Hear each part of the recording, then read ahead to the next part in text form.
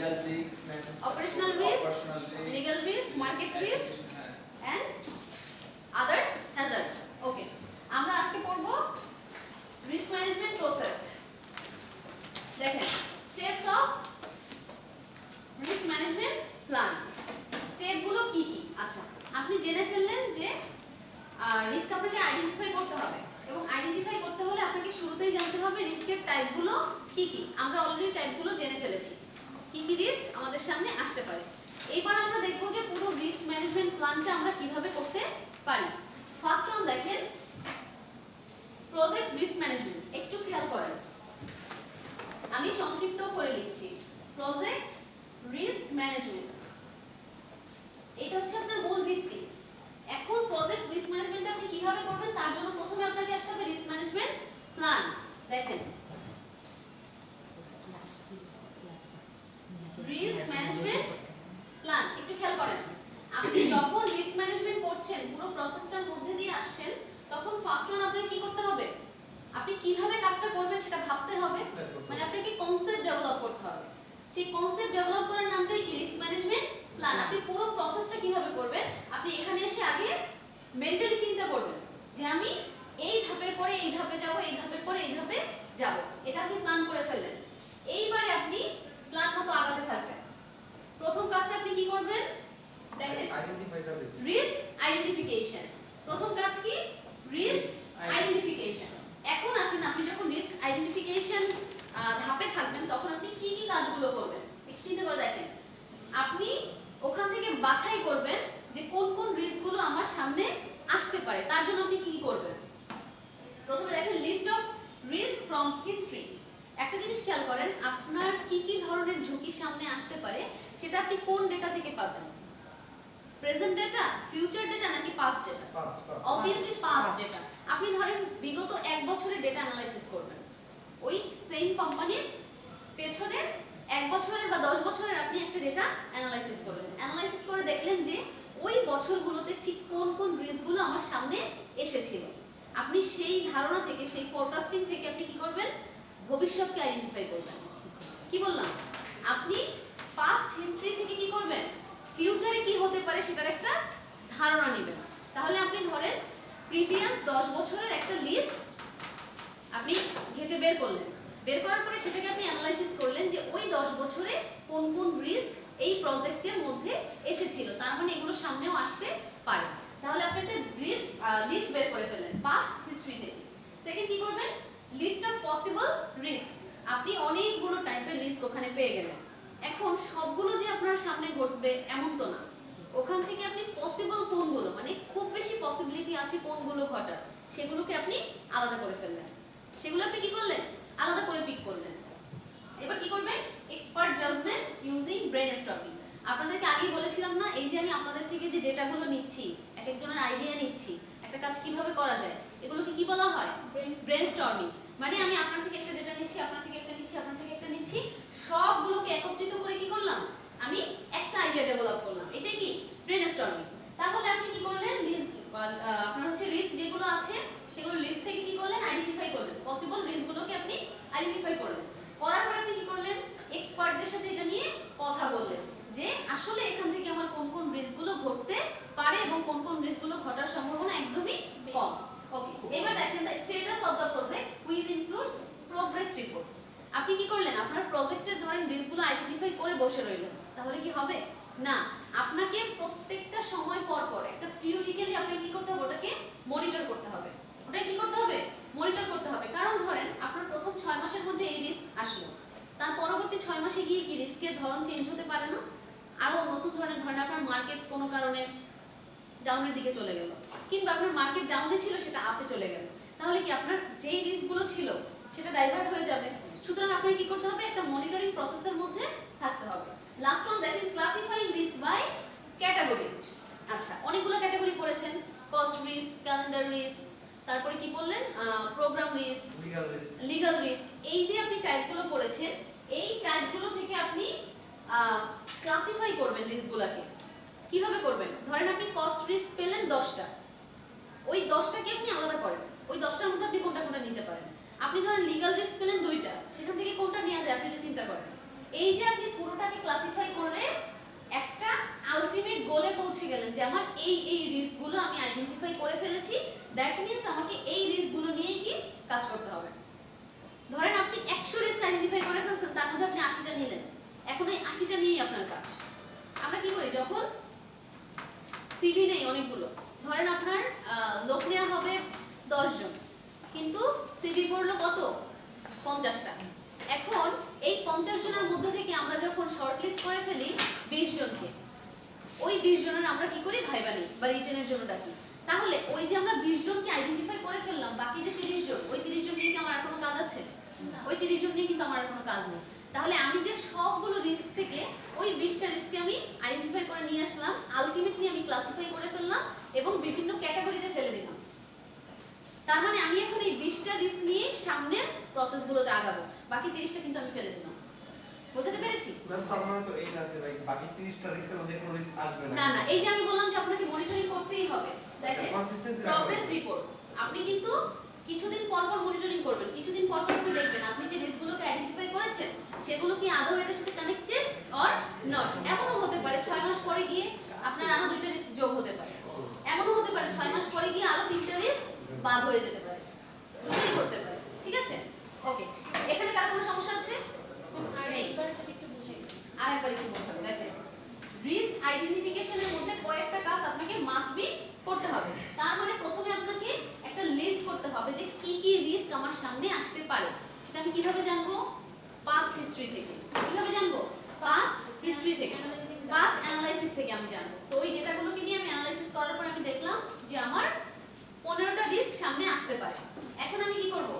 এই যে আমি 15টা রিস্কের আমি যে আইডেন্টিফাই করেছি সেটার একটা কি করব? লিস্ট করব। লিস্ট করার পরে আমি এক্সপার্টদের অপিনিয়ন নিব যে এই 15টা লিস্টের মধ্যে আদৌ কোনগুলো আমার এটার সাথে কানেক্টেড, কোনগুলো কানেক্টেড না। এরপর আমি কি করলাম?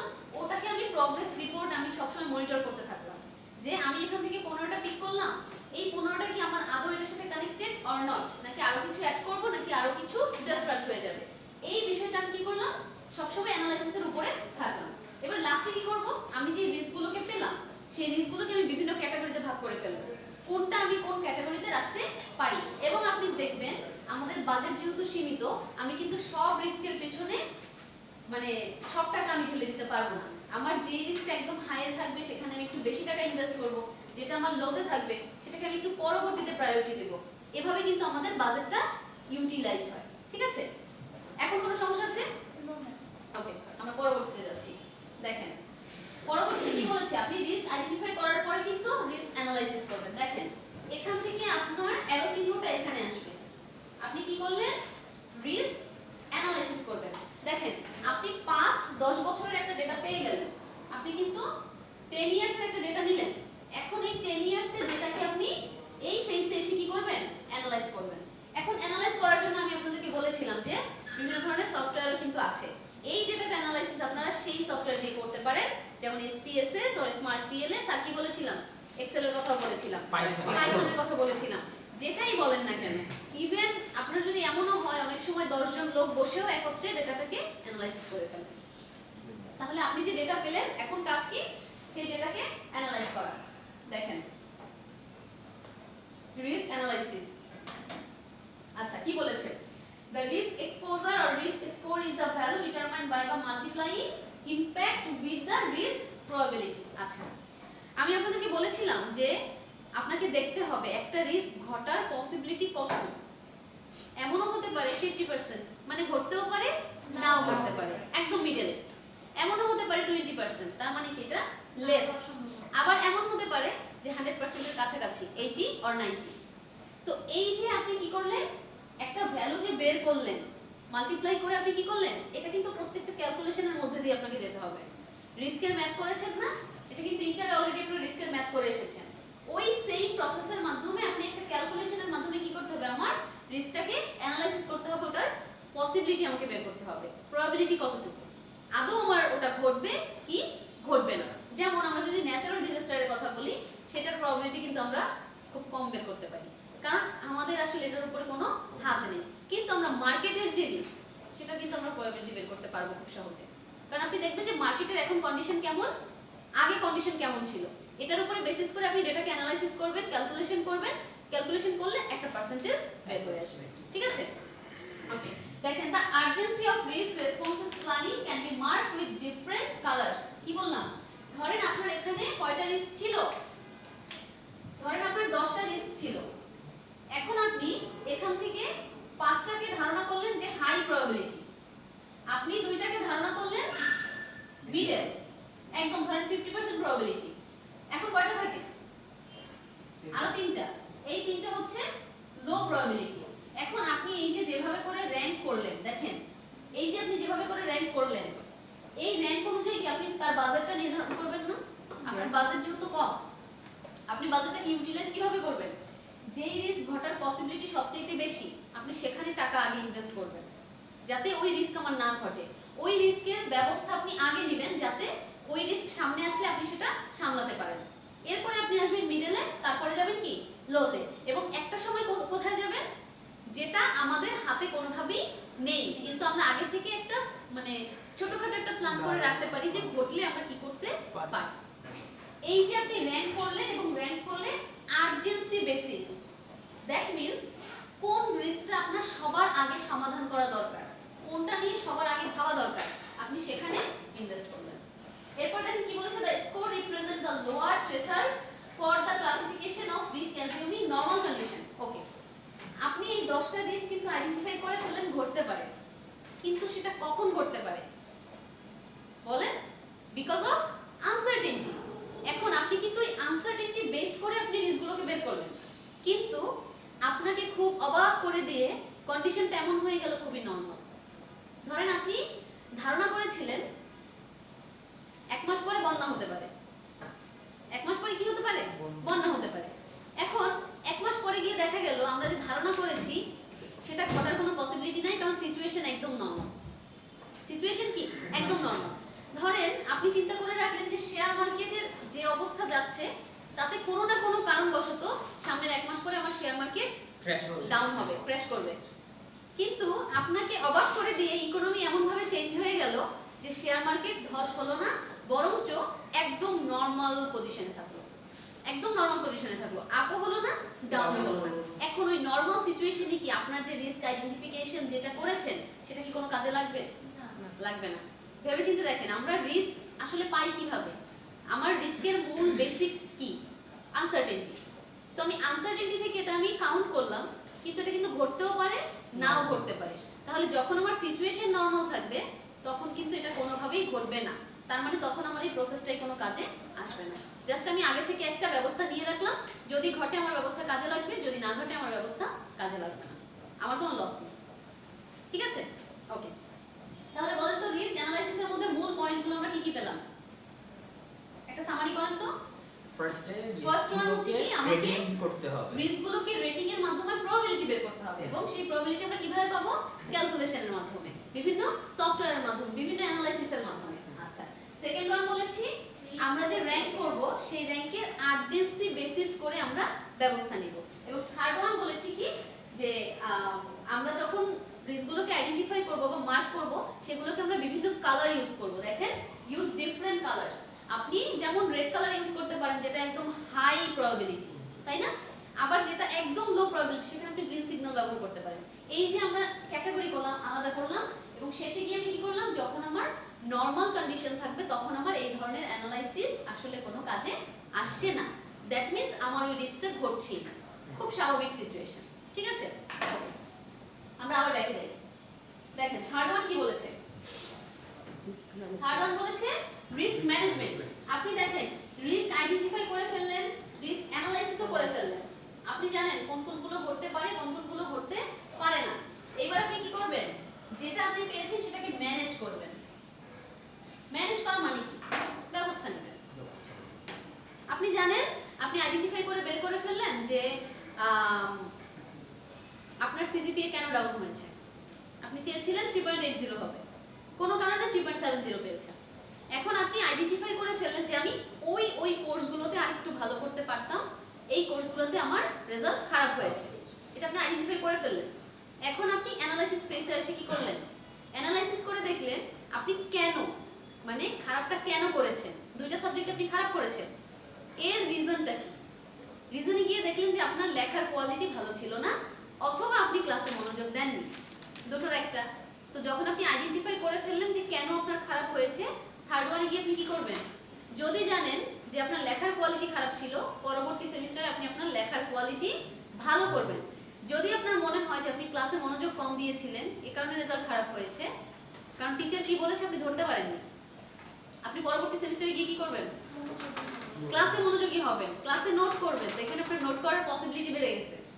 হ্যাঁ, আপনি নোট করছেন কারণ আপনি জানেন আমি আগের সেমিস্টারে নোট করিনি বিধায় আমার রেজাল্ট খারাপ হয়েছে, তার মানে এই সেমিস্টারে আমাকে নোট করতে হবে। এই যে আপনি বুঝলেন কেন, সেটার ব্যবস্থা নিলেন ওটাকে ইমপ্রুভ করার জন্য, এটাই কি রিস্ক ম্যানেজমেন্ট, যাতে পরবর্তী সেমিস্টারে আবার ডাউন হয়ে না যায়। কারণ এই সেমিস্টারে আপনি 3.70 পেলেন, পরের সেমিস্টারে যদি আবার 60 হয়ে যায়, আলটিমেটলি সিজিপিএ কি খারাপ হয়ে যাবে না? খারাপ হয়ে যাবে। সুতরাং ওই প্রবাবিলিটিকে আমরা ডাউন করার জন্য বা ওই প্রবাবিলিটিকে আমরা একটা ব্যবস্থা নেওয়ার জন্য আমরা ওটাকে ম্যানেজমেন্ট করি। ঠিক আছে, তাহলে রিস্ক ম্যানেজমেন্ট ফেজে আমরা আসি। দেখেন কি বলেছে, দেখেন প্ল্যানিং দ্য রিস্ক রেসপন্সেস। কি বলেছে? Planning the risk responses. আপনি আইডেন্টিফাই করে ফেললেন যে কি কি রিস্ক আপনি পেয়েছেন, কি কি রিস্ক ঘটতে পারে, কেন ঘটতে পারে, প্রত্যেকটা জিনিস আইডেন্টিফাই করা শেষ। এখন আপনি এখানে এসে ব্যবস্থা নেবেন কিভাবে রিডিউস করা যায়, কিভাবে এলিমিনেট করা যায়। কিছু রিস্ক থাকবে আপনি একদম এলিমিনেট করে ফেলতে পারবেন, আবার কিছু রিস্ক থাকবে কি আপনি ওটাকে মিনিমাইজ করবেন। কিছু কি আপনি মিনিমাইজ করবেন, কিছু এলিমিনেট করে ফেলবেন। দেখেন there may not be quick solutions to reduce or eliminate all the risk that a project faces. এখানে একটা গুরুত্বপূর্ণ কথা বলেছে, আপনি রিস্ক ম্যানেজমেন্টে এসে ব্যবস্থা নেবেন ঠিকই, কিন্তু সেটা ইমিডিয়েট না। আপনি এটা আশা করতে পারবেন না যে আমি রিস্ক আইডেন্টিফাই করে ফেললাম, আমি ব্যবস্থা গ্রহণ করে ফেললাম, তার মানে আমার খুব দ্রুতই ওই রিস্কটা একদম শেষ হয়ে যাবে অথবা কমে যাবে। এই যে যেমন আপনাদের সিজিপি এর কথা বললাম, ধরেন আপনি আইডেন্টিফাই করেই ফেললেন যে আমার দুইটা কোর্সে খারাপ হয়েছে, এই দুইটাতে আমাকে ভালো করতে হবে, এবং সেই অনুযায়ী আপনি ব্যবস্থাও নিয়ে ফেললেন যে আপনি রেগুলার ক্লাস করবেন, নোট করবেন, ক্লাসে মনোযোগ দিবেন এবং পরীক্ষাটা ভালোভাবে দিবেন। এখন আপনার কি মনে হয় যে আপনি ব্যবস্থা নিলেন বিধায় ওই সেমিস্টারেই আপনি পুরো মানে 100% ভালো করে ফেলতে পারবেন? ধরেন আপনি চেয়েছেন আপনি 100% ভালো করবেন, প্রথম মানে একটা সেমিস্টারে গিয়ে আপনি 80% ভালো করলেন, তারপরের সেমিস্টারে গিয়ে আবার 10% ভালো করলেন, তারপরের সেমিস্টারে গিয়ে একসাথে 100% আপনি ভালো করে ফেললেন। কারণ আপনার সিজিপি কিন্তু একসাথে 3.80 হবে না, একসাথে কিন্তু আমাদের 3.80 হবে না। প্রত্যেকটা সেমিস্টারে একটু একটু একটু করে ভালো করব, ভালো করলে আমার এভারেজ সিজিপিএ বেড়ে যাবে, এভাবে করে কিন্তু আমার ধাপে ধাপে রেজাল্ট বাড়বে। এখানে পয়েন্ট অনেক কিছু, এখানে 0.5ও কি আপনার অনেক বড় কিছু। 0.5 এর জন্য আপনার গ্রেড পিছিয়ে যাচ্ছে, 0.5 এর জন্য আপনার গ্রেড এগিয়ে যাচ্ছে। সুতরাং এখান থেকে এই ফেজ থেকে শিক্ষণীয় বিষয়টা কি বলেন তো? আপনি ব্যবস্থা নিলেন, রিস্ক ম্যানেজমেন্ট ফেজে আপনি কি করলেন? ব্যবস্থা নেবেন, সকল ধরনের ব্যবস্থা। কিন্তু আপনাকে মাথায় রাখতে হবে ব্যবস্থা নেওয়া মানে আমি পুরোপুরি এলিমিনেট করে ফেলতে পারলাম যে সেটা না। এটা কি হবে? আস্তে আস্তে উন্নতির দিকে যাবে। আমি যেটা চাচ্ছি সেটা ধীরে ধীরে হবে। ঠিক আছে, দেখেন এই তিনটা ফেজে কারো সমস্যা আছে? ওকে, পরবর্তীটা দেখেন। ওকে, দেখেন রিস্ক কন্ট্রোল। রিস্ক কন্ট্রোল দেখা যাচ্ছে? জি। ওকে, তাহলে আমরা আইডেন্টিফাই করে ফেললাম, অ্যানালাইসিস করে ফেললাম, ম্যানেজমেন্টও করে ফেললাম। এবার আমি রিস্ক কন্ট্রোল করব। আচ্ছা, কন্ট্রোল বলতে কি বোঝায় বলেন তো? না, কন্ট্রোল বলতে আপনি পুরোটা প্রসেসের মধ্যে দিয়ে যখন গেলেন আপনার কিন্তু মাথায় সব আছে, এখন আপনি কি করবেন? পিরিয়ডিক্যালি এটাকে অ্যানালাইসিস করতে থাকবেন। পিরিয়ডিক্যালি নিজেকে দেখেন, আপনি নিজেকে নিজে জাজ করবেন। এই যে বললাম যে আপনার সিজিপিএ, ওখানেই আমরা থাকি। একটা উদাহরণ দিয়ে আমরা বুঝে যাই। আপনি একটা সেমিস্টারে গিয়ে দেখলেন কি আপনার সিজিপিএ ধরেন 3.70 থেকে 7.2 হয়েছে, কারণ 3.70 থেকে সিজিপিএ 7.2 করতে হলে আপনার জিপিএ কিন্তু অনেকটা পেতে হয়। বোঝাতে পারলাম? আপনার জিপিএ যদি ভালো হয় সিজিপিএ ভালো হবে। তাহলে আপনাকে 70 থেকে 7.2 সিজিপিএ তে যেতে হলে বলেন তো মিনিমাম আপনাকে কত পেতে হবে জিপিএ? বলেন টোটাল। হ্যাঁ, মিনিমাম কত পেতে হবে? মিনিমাম আপনাকে 7.5 বা এরকম, হ্যাঁ এই যেরকম পেতে হবে। তো আপনার এই যে সিজিপিএটা বাড়ছে, একটা সেমিস্টারে গিয়ে দেখলেন আপনার 7.2 হয়ে গিয়েছে। এখন আপনি এটাকে কন্ট্রোল করতে থাকবেন নিজের মতো করে। ঠিক আছে, যে আমি আস্তে আস্তে ধাপে ধাপে আমি বাড়াচ্ছি। কিভাবে বাড়াচ্ছি? পুরোটা বিষয় কিন্তু আমার কন্ট্রোলে। যে আপনি পার ক্লাসে নোট করবেন, আপনি আগে ওই দুইটা সাবজেক্টের উপরে জোর দিয়েছেন, ঠিক আছে? আপনি দুইটা সাবজেক্টের উপরে জোর দিয়েছেন, আপনি পরবর্তী সেমিস্টারে গিয়ে তিনটা সাবজেক্টের উপরে জোর দিলেন, তারপরের সেমিস্টারে গিয়ে একটু অ্যাভারেজ করে সবগুলোর উপরে একটু জোর দিলেন। আবার আপনি দেখলেন, আইডেন্টিফাই করলেন, যে সেলফ অ্যানালাইসিস করলেন। আপনাদেরকে সেলফ অ্যানালাইসিসের কথা বলেছিলাম না, বা যেটাকে বলা হয় 360 ডিগ্রি বলেছিলাম একটা। তো আপনি 360 ডিগ্রিও করতে পারেন, যে আপনি সবাইকে জিজ্ঞেস করতে পারেন যে আমি তো খুব ভালো রেজাল্ট করি, হঠাৎ করে আমি কেন খারাপ করি? বা আপনি ধারণা নিতে পারেন যে সিজিপিএ ভালো করার জন্য আসলে কি কি করতে হয়। আপনি সিনিয়রদেরকে একটু জিজ্ঞাসা করলেন, আপনি টিচারদের সাথে একটু স্পেসিফিক্যালি ফ্যাকাল্টিজদের সাথে ডিসকাস আপনি ফ্যাকাল্টিজ যারা আছে তাদের সাথে একটু ডিসকাস করলেন যে আমার ভালো করার জন্য আসলে কি কি পদক্ষেপ নেওয়া উচিত। এই যে আপনি সবার থেকে ফিডব্যাক নিলেন, সেই অনুযায়ী আপনি কাজ করলেন, নিজেকে সেভাবে করে প্রিপেয়ার করলেন, আবার দেখলেন কোনো কারণে আপনার একটা বিপদ আপদ হয়ে গিয়েছে, কোনো কারণে আপনি ডাউন খেয়ে গিয়েছেন, কিন্তু ওখানে থেমে যাওয়া যাবে না। পরবর্তীতে আপনি কি করবেন? ওখান থেকে আবার উঠে দাঁড়াবেন, আবার ভালো করবেন। এই যে আপনার নিজেকে নিজে যে কন্ট্রোল করা, এটাই কি এই ধাপে এসে আপনি করবেন। তাহলে আপনি কি করলেন? রিস্ক আইডেন্টিফাই করে ফেললেন একটা প্রজেক্টে, সেটাকে আপনি অ্যানালাইসিস করলেন, ডেটাগুলোকে নিয়ে ক্যালকুলেশন করে অ্যানালাইসিস করে ফেললেন, র্যাঙ্ক করে ফেললেন। রিস্ক ম্যানেজমেন্টে এসে আপনি কি করলেন? সেটার জন্য ব্যবস্থা নিলেন। কি কি ব্যবস্থা গ্রহণ করলে আমার রিস্কগুলোকে মিটিগেট করা, আমি এলিমিনেট করতে পারবো, অথবা আমি মিনিমাইজ করতে পারবো, মিটিগেট করতে পারবো। এইবার রিস্ক কন্ট্রোল ফেজে এসে আপনি কি করলেন? বারবার শুধু ওটাকে অ্যানালাইসিস করলেন, একটা 6 মাস বেসিস বা 1 বছর বেসিস, এভাবে করে করে আপনি কি করলেন? ওটাকে অ্যানালাইসিস করতে থাকলেন, ওটাকে মনিটরিং করতে থাকলেন, যে আপনি যেটা চাচ্ছেন ডিজায়ার্ড রেজাল্ট আর অ্যাকচুয়ালি কি ঘটছে। এটা আমি বারবার বলছি, কন্ট্রোলিং ফেজে আপনি কি করেন? আপনার ডিজায়ার্ড রেজাল্ট 3.80, আপনি অ্যাকচুয়ালি পেলেন 3.78। এখন এই যে মাঝখানে গ্যাপ কত? 0.02। এই যে গ্যাপটা, এটাই কি আপনি এই কন্ট্রোলিং ফেজে বের করলেন। মনিটরিং করতে করতে আপনি দেখলেন যে আপনার ডিজায়ার্ড রেজাল্ট এবং অ্যাকচুয়াল রেজাল্টের মধ্যে যে গ্যাপ, এই গ্যাপটা কেন হয়েছে আবার আইডেন্টিফাই করবেন, আবার সেম প্রসেসের মধ্যে দিয়ে যাবেন। দেখেন তো, আপনি যখন এই ফেজে চলে আসবেন, এখন এই ফেজে এসে আপনি দেখলেন দুইটা প্রবলেম আছে, ওই দুইটা প্রবলেমকে সলিউশন আপনি খুঁজে বের করার জন্য, বা ওই দুইটা প্রবলেমকে আপনি মিটিগেট করার জন্য আবার কি প্রথমে চলে আসবেন না? দেখেন, আপনি এখানে এসে দেখলেন কি আরো দুইটা প্রবলেম রয়ে গিয়েছে, ওটা আপনি মনিটরিং করতে করতে বের করে ফেললেন। এই মনিটরিং করতে গিয়ে যখন আপনি দুইটা প্রবলেম আবার পেলেন, ওই দুইটাকে সলিউশন করার জন্য আবার কোথায় আসবেন? রিস্ক আইডেন্টিফাই, আবার আইডেন্টিফিকেশন আসবেন, আবার ওটাকে আইডেন্টিফাই করবেন, আবার অ্যানালাইসিস করবেন, ম্যানেজমেন্ট করবেন, দেন ওটাকে কন্ট্রোল করবেন। তাহলে প্রত্যেকটা প্রসেসের যেখানে শেষ, আরেকটা প্রসেসের কি শুরু, এটা মাথায় রাখবেন। প্রত্যেকটা প্রসেসের আমার যেখানে শেষ, সেখানে আমার আরেকটা প্রসেসের শুরু। আপনি আগের সেমিস্টারে দেখলেন এটা, আপনাকে ব্যবস্থা কিন্তু পরের সেমিস্টারেই নিতে হবে। পরের সেমিস্টারের শেষে গিয়ে দেখলেন ওটা, তার পরের সেমিস্টারের জন্য আবার ব্যবস্থা নিতে হবে। আপনি কিন্তু থেমে যাচ্ছেন না। সেট বি, হ্যাঁ, সেট বি, সেট এর পরে কি সেট বি, আবার কেউ সেট বি তে না হলে সেট সি। তাহলে আচ্ছা, কোথায় ছিলেন আপনি? একটু গুলশানে গেছিলাম আস্তে আস্তে। এবার আমাকে বলেন, এই পুরো প্রসেসটার মধ্যে কারো কোনো সমস্যা আছে কিনা। দেখেন এদিকে একটু তাকান, যদিও এখন কিছুই বোঝা যাচ্ছে না এখানে। দেখেন কোনো ধরনের কোনো প্রবলেম আছে কিনা। যদিও এটা আপনারা পরে দেখলে আর বুঝবেন না, ছবি তুলতে চাইলে তুলতে পারেন। আই থিংক এখানে যা আছে ওখানেও তাই আছে, হয়তো বা কোনো প্রয়োজন নেই। ওকে, এবার আমাকে বলেন যে পুরো প্রসেসটার মধ্যে কারো কোনো সমস্যা আছে কিনা। তাহলে দেখেন আপনাদের চ্যাপ্টার শেষ। দেখেন তো আর কিছু বাকি আছে কিনা। এবার দেখেন আমরা একটা সামারি করি, আমরা কি করলাম। এই চ্যাপ্টারটা একদম ছোট। দেখেন, আমরা কোয়ালিটিফুল পড়াশোনা করতে গেলে কোয়ান্টিটি বিচার করলে হবে না, কারণ কোয়ান্টিটি দেখে আসলে লাভ নেই, আপনাকে কোয়ালিটি দেখতে হবে। ঠিক আছে? ওকে, দেখেন আমরা এখানে প্রথমে কি করেছি, আমাদের রিস্কের একটা ধারণা নিয়েছি, রিস্কটা আসলে কি এবং রিস্ক ম্যানেজমেন্ট কি। আপনি রিস্ক বুঝলে রিস্ক ম্যানেজমেন্ট বুঝে যাবেন। ওকে, এরপর আমরা কি করেছি, টাইপ অফ রিস্ক।